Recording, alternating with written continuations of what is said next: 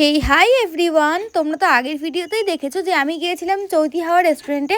আর এখানকার অ্যাম্বিয়েন্স ছিল কিন্তু খুবই সুন্দর। তো আজকে শেয়ার করব এখানকার খাবার দাবার কিরকম। তো চলো প্রথমেই তোমাদেরকে মেনুটা শেয়ার করে দিচ্ছি। এখানে কিন্তু অনেক রকমই আইটেম পাওয়া যায়, তোমাদের যার যেরকম ইচ্ছে সেরকম অর্ডার দিতেই পারো। তো এই তো আমাদের ফার্স্ট অর্ডারটা চলে এসেছে। এই আইটেমটার নাম ছিল ড্রামস অফ হেভেন। 4টে লেগ পিস দিয়ে কিন্তু আইটেমটা তৈরি করা হয়েছিল। এটার দাম ছিল 160 টাকা আর খেতে মোটামুটি ছিল। আমি 10-এর মধ্যে এটাকে 7 দেবো।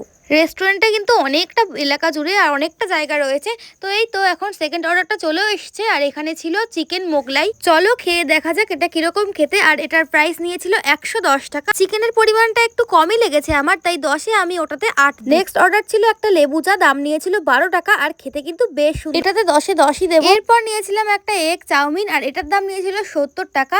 আর এটা ভেবেছিলাম আমি খেতে সেরকম একটা ভালো হবে, বাট এটাই বেশি টেস্টি ছিল, আমি 10-এ এটাকে 10ই দেবো। এরপর নিয়েছিলাম একটা চিকেন কুরকুরে মোমো, বাট এটা খেতে আমার একদমই ভালো লাগেনি, বলতে পারো ভালোই লাগেনি। আর এটার দাম নিয়েছিল 100 টাকা। আমি এটাতে কত দেবো বলতে পারছি না, আমি কিছুই দিতে পারছি না, কারণ এটা একদমই ভালো লাগেনি। খেয়ে রীতিমতো আমার গা গুলাচ্ছিল।